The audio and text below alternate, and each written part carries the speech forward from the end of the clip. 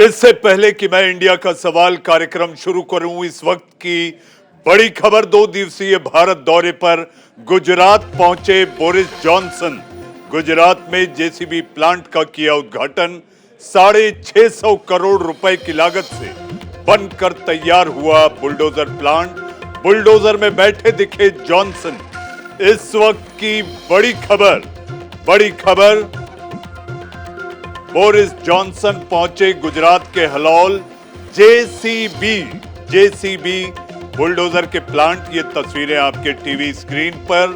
Bulldozer JCB का मतलब है जोसेफ सिरिल बॉम्फोर्ड। जेसीबी जिनके नाम से ये कंपनी है बुलडोजर की, वहां पहुंचे बोरिस जॉनसन। इस वक्त की बड़ी खबर, 2 दिवसीय भारत दौरे में गुजरात पहुंचे बोरिस जॉनसन। इस वक्त की बड़ी खबर।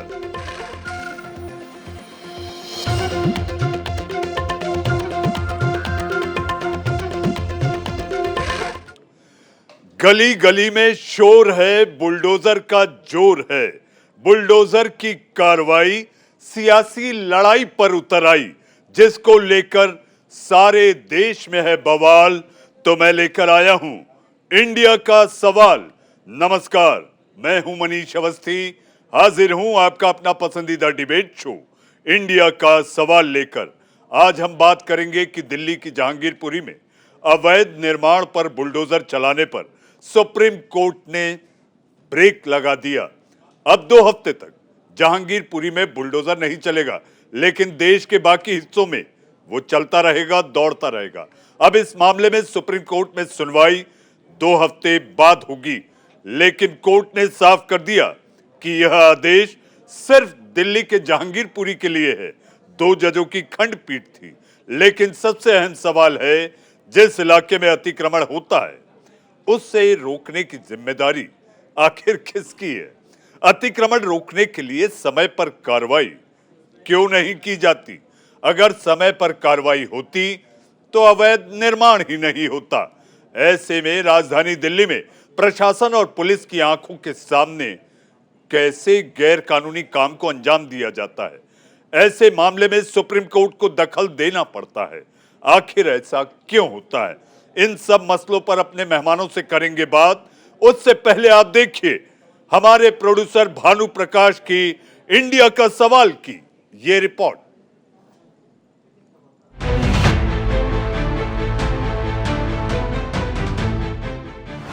जहांगीरपुरी में बुलडोजर पर सुप्रीम ब्रेक।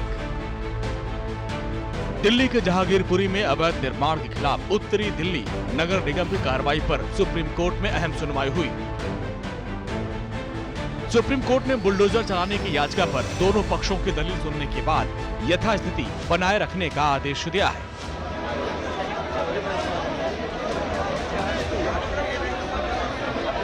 कोर्ट ने अंतरिम आदेश को 2 हफ्ते तक के लिए बढ़ा दिया। कोर्ट के सुप्रीम ब्रेक के बाद अब उत्तरी दिल्ली नगर निगम के एक्शन पर 2 हफ्ते का ब्रेक लग गया है। अब कोर्ट की अगली सुनवाई 2 हफ्ते बाद होगी। कोर्ट ने साफ कर दिया कि ये आदेश सिर्फ दिल्ली के जहांगीरपुरी के लिए है, पूरे देश के लिए नहीं।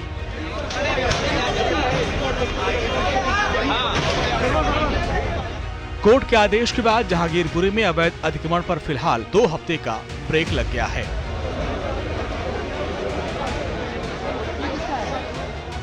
वह कोर्ट के आदेश पर नॉर्थ एमसीडी के मेयर ने साफ कहा कि कोर्ट के फैसले का हम सम्मान करते हैं। वह इस मसले पर सियासी संग्राम भी चरम पर है।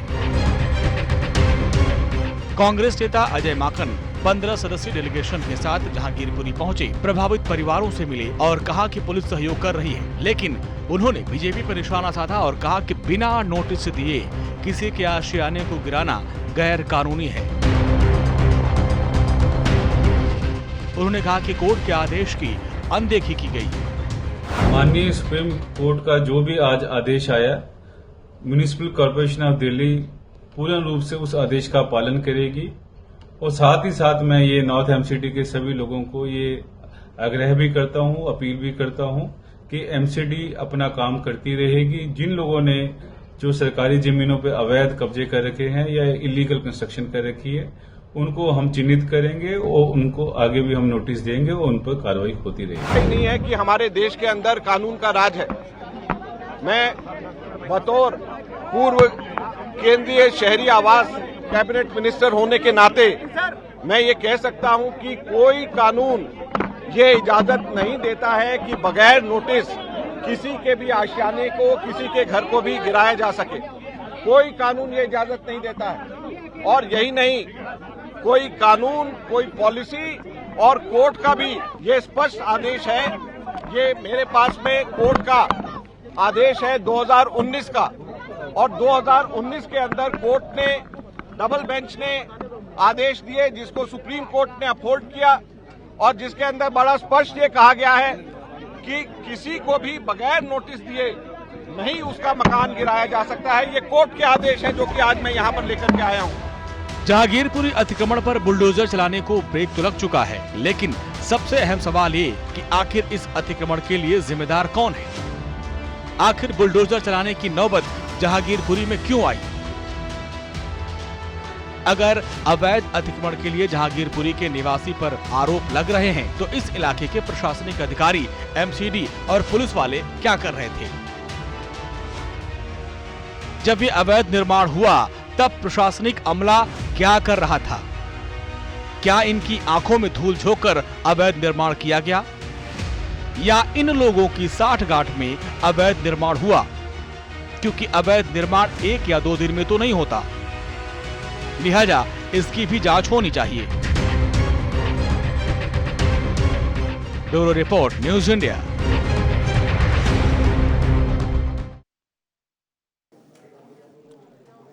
जी हां, बुलडोजर को लेकर शोर है। अदालत ने भी ब्रेक लगाया।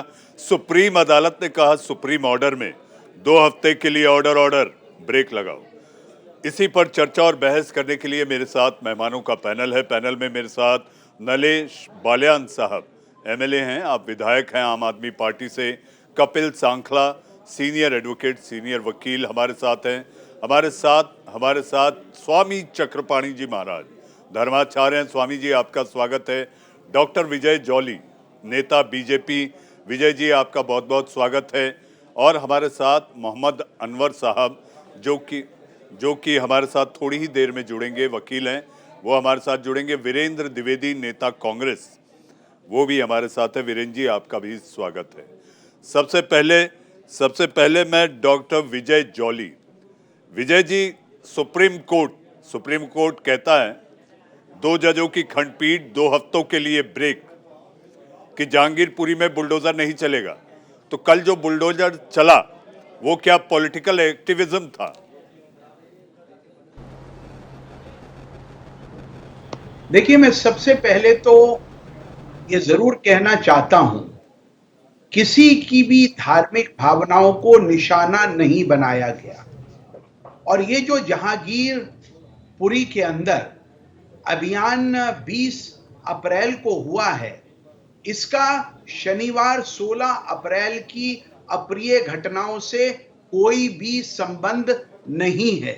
पहले भी 2 फरवरी को दूसरा अतिक्रमण सरकारी जमीन से हटाने का उत्तरी नगर निगम द्वारा 17 फरवरी को, तीसरा 11 अप्रैल को, और चौथा अब 20 अप्रैल को कार्रवाई हुई है। 2 अप्रैल को 1850 वर्ग मीटर, 17 फरवरी को 1500 वर्ग मीटर और 11 अप्रैल को 1800 वर्ग मीटर सरकारी जमीन जिसके ऊपर अवैध कब्जा था उसके अतिक्रमण हटाए गए हैं। और 20 अप्रैल को 2 किलोमीटर मुख्य सड़क पर अवैध निर्माण व 20 टन मलबा भी साफ किया गया है। लेकिन इसको जिस प्रकार से एक राजनीतिक रंग देने की कोशिश हुई है, ये गलत है। इसके अंदर मेरी पार्टी भारतीय जनता पार्टी का कोई हाथ नहीं है। उत्तरी नगर निगम समय समय पर अपने क्षेत्र के अंदर लोगों के द्वारा किए जा रहे या करवाए जा रहे अवैध निर्माणों को हटाती है। बुलडोजर केवल अवैध ढांचों पर चलते हैं। कोई भी वैध मकान या दुकान नहीं तोड़ी गई। सड़क के ऊपर जो अतिक्रमण थे उनको हटाने का अधिकार नगर निगम और उसके दस्ते के पास होता है, लेकिन क्योंकि 16 अप्रैल को हिंदुओं की हनुमान जयंती शोभा यात्रा के ऊपर कुछ सिर फिरे, मैं कहूंगा कि कुछ सिर फिरे मुसलमान भाई और युवाओं ने जिस प्रकार से हमला किया, उसके बाद ये मामला तूर पकड़ गया। लेकिन पहले भी और अब भी अतिक्रमणों को हटाने का जिम्मा किसका रहता है? केंद्र सरकार का नहीं रहता है, राज्य सरकार का नहीं रहता है, उस क्षेत्र के लोकल नगर निगम और उसके अधिकारों के अंदर जो। विजय जी आप बिल्कुल सही कह रहे हैं। विजय जी आप सिस्टम को बेहतर तरीके से जानते हैं, वाजपेयी जी के जमाने से हमने आपको देखा और सुना है, आप सही कह रहे हैं। सवाल तो यह है टाइमिंग को लेकर है, और सबसे पहले जेसीबी का पंजा किस पे लगता है, इसको लेकर सवाल है। देखिए मैं यहां पर यह स्पष्ट कर देना चाहता हूं, यदि मेरी मुस्लिम बहन रहीमा व जमीला पीड़ित है तो हिंदू भाई राकेश व रमन झा भी प्रभावित हैं। और मैं स्पष्ट रूप से कह देना चाहता हूं, दिल्ली पुलिस और उसके मुखिया राकेश अस्थाना व उनकी टीम की निष्पक्ष जांच पर हमें तो कम से कम पूरा भरोसा है। हो सकता है विपक्षी दल उसके ऊपर राजनीतिक टीका टिप्पणी करे, वो गलत है। हिंदुस्तान की जो लॉ एनफोर्सिंग अथॉरिटीज है, चाहे वो निगम में है या पुलिस के अंदर है या आईबी है, जी विजय जी जहांगीरपुरी कल डिमोलिशन हुआ, उसके बाद शाम से ही डेलीगेशन पहुंचना शुरू हो गए। तो ये D2D का जो बिजनेस है, हम उसी को समझने के लिए डिकोड करेंगे। हमारे साथ नरेश बालियान साहब हैं। नरेश जी, दिल्ली में सरकार आपकी, लेकिन आप हमेशा कहते हैं हमारे हाथ में कुछ नहीं। जी हाँ, हमारे हाथ में कुछ नहीं। जहांगीरपुरी में जो हुआ, उसके बाद जो एक के बाद एक पॉलिटिकल टूरिज्म अब शुरू हुआ है, आपको लगता है सियासी संजीवनी तलाशी जा रही है? देखिए इसमें कोई सियासत नहीं है। अगर एमसीडी ये कह रही है कि भाई वो निर्माण अवैध थे, तो अवैध निर्माण एक दिन में तो बना नहीं, उसको वर्षों लगे होंगे। अब 15 साल से एमसीडी में भारतीय जनता पार्टी की सरकार है, तो ये सबको पता है कि अवैध निर्माण दिल्ली के अंदर कैसे होता है। निगम पार्षदों की मिली भगत से, अधिकारियों की मिली भगत से, स्टैंडिंग कमेटी, मेयर की मिली भगत से ये अवैध निर्माण हुआ है। तो 15 साल से लोग कहां सो रहे थे? और अगर वो अवैध निर्माण है तो आज इन्होंने अपने उन काउंसलर्स के ऊपर कोई कार्रवाई की, कोई अधिकारियों के ऊपर कार्रवाई की जिन्होंने अवैध निर्माण होने दिया? नहीं, कोई कार्रवाई नहीं हुई। और जो बात ये कह रहे हैं कि अवैध निर्माण है, तो 2020 लोकसभा के अंदर अनऑथराइज्ड कॉलोनियों का प्रोटेक्शन बिल है। उस बिल के अंदर यह है कि जो मकान 2020 से पहले का बना हुआ है उसके ऊपर एमसीडी कोई कार्रवाई नहीं करेगी। लेकिन अब ये राजनीतिक तौर पे इनको फायदा मिल रहा था और इन्होंने डेमोलिशन के लिए भेज दिया। अब ये कह रहे हैं कि भाई पीछे भी 2 बार 3 बार कार्रवाई हुई। वो 2 बार 3 बार जो अवैध निर्माण को तोड़ने की कार्रवाई हुई, वो जो नया अवैध निर्माण चल रहा है उसको तोड़ने की कार्रवाई हुई है।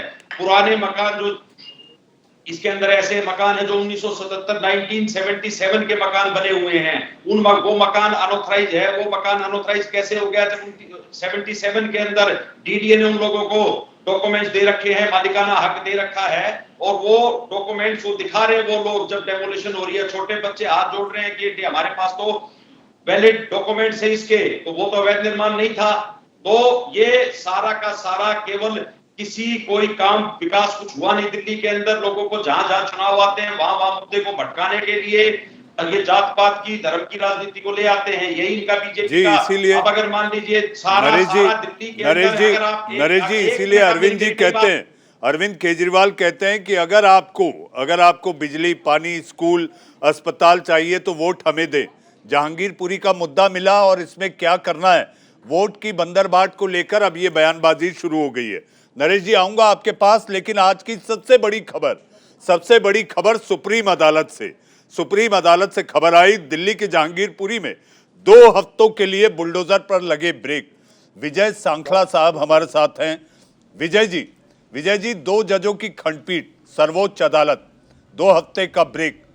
विजय जी, इसको आप कैसे देखते हैं? अदालत ने किन बातों को सामने रखकर ये फैसला दिया? एक और दूसरा ये जरूर कह दिया कि देश के बाकी इलाकों में बुलडोजर चलते रहेंगे।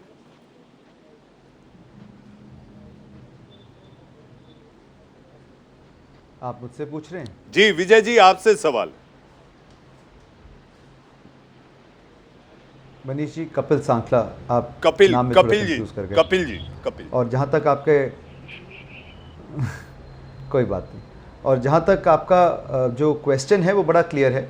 देखिए, जो ऑनरेबल सुप्रीम कोर्ट होती है वो एपेलेट कोर्ट होती है, उससे बड़ी कोई अदालत नहीं होती। तो जब ऑनरेबल सुप्रीम कोर्ट के पास कोई मैटर आता है तो वो क्वेश्चंस ऑफ फैक्ट पे नहीं आता।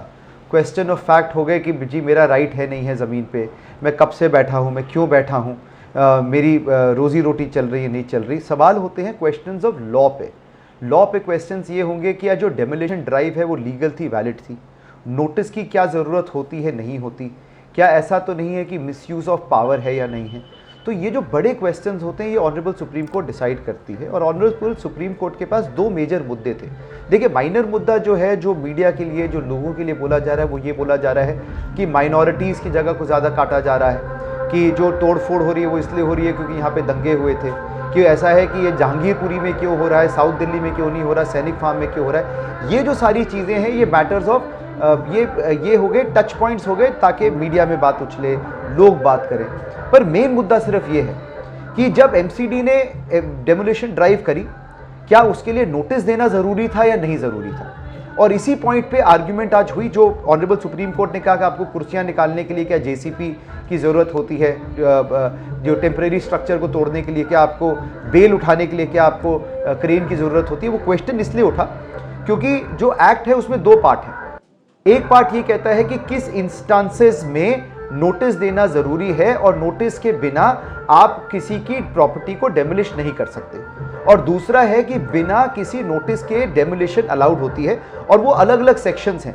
इंटरेस्टिंग बात यह है कि कमिश्नर के पास इसमें भी डिस्क्रिशन है कि जहां पे नोटिस उसको देना चाहिए वो वहां पे कुछ सर्कमस्टांसेस में नोटिस नहीं भी दे सकता। जो सेक्शंस बोले गए थे वो सेक्शन सारे अपील के थे, और इसमें इंपॉर्टेंट बात यह है कि जो सेक्शंस जिनको यूज करा गया उसमें लीगल नोटिस देने की कोई ज़रूरत नहीं है। अब ये बताता हूं मैं आपको कि अगर जहांगीरपुरी में इलीगल अनऑथराइज कंस्ट्रक्शन हो रही थी और वहां पे लोग बैठे हुए थे और चाहे सालों से बैठे हुए थे, तो इसमें गलती किसकी है? इसमें गलती दो लोगों की है। उस जेई, उस अफसर की होगी जिसके टाइम में वो लोग इलीगली बैठे, जहां पे पैसे वैसे एक्सचेंज करे गए होंगे, या इग्नोर करा गया होगा, या किसी भी वजह से नज़रअंदाज करा गया होगा। और दूसरा है कि आज की डेट पे उनकी गलती है जो सरकारी ज़मीन पे मुफ्त में बैठे हुए हैं। आप किसी की ज़मीन में मुफ्त में बैठ के ये नहीं बोल सकते कि मैं 5 साल से बैठा हूं या 25 साल से बैठा हूं इसलिए मुझे आप राइट दे दो, क्योंकि ये जो आप फ्री में बैठे थे और जो फ्री में उसके आप इंजॉय कर रहे थे पर्क्स, वो कभी ना कभी तो आपसे ले लिए जाएंगे। और आज आप नहीं बोल सकते कि आज ही क्यों ले रहे हैं, या पहले किसी और चोर को क्यों नहीं पकड़े। चोर तो मैं भी हूं, पर पहले आप दूसरे चोर को पकड़ के आइए। तो ये जो आर्ग्यूमेंट्स दी जा रही है वो बेबुनियादी हैं। इंपॉर्टेंट बात ऑनरेबल सुप्रीम कोर्ट के, और जिस वजह से आज डेमोलिशन ड्राइव पे स्टे दिया गया, वो सिर्फ दो स्ट्रक्चर्स पे है। एक, क्या लीगल नोटिस देना अनिवार्य है, और किन इंस्टांसेस में लीगल नोटिस देना अनिवार्य नहीं है। और दूसरा, किस तरह से डेमोलिशन ड्राइव में यह देखा गया कि वो प्रॉपर्टीज जो किसी तरह से प्रोटेक्टेड थी उनकी प्रोटेक्शन को ना ले लिया जा सके। मतलब कि अगर कोई अलग से हाई कोर्ट या ट्रायल कोर्ट गया हो और स्टे लेकर आया हो, या किसी स्पेशल एक्ट में, for example Delhi special provisions जो एक्ट है 2020 का, उसमें कोई प्रोटेक्शन दे रखी है, तो वो प्रोटेक्शन ना, वो खामियाजा ना बरते। अपार्ट फ्रॉम दैट और कोई चीज नहीं है। बाकी सारी चीजें तो हैं, वो सिर्फ कहते हैं ना कि वो उसको और सुंदर करने के लिए, पैकेजिंग के लिए। जी, इशू सिर्फ यही है, इसी चीज को ऑनरेबल सुप्रीम कोर्ट देखेगी।